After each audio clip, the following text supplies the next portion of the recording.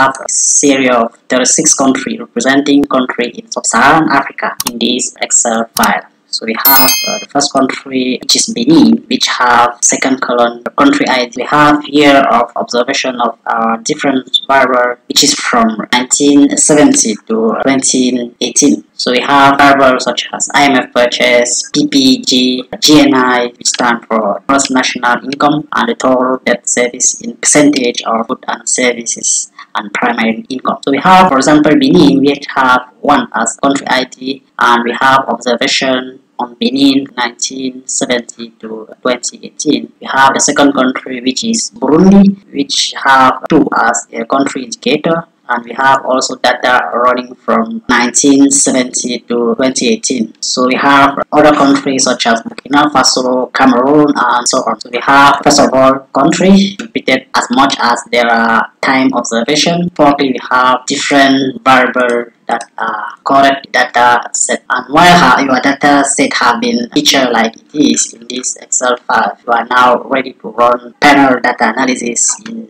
EViews. So the first thing to do is to, first of all, double click to open EViews.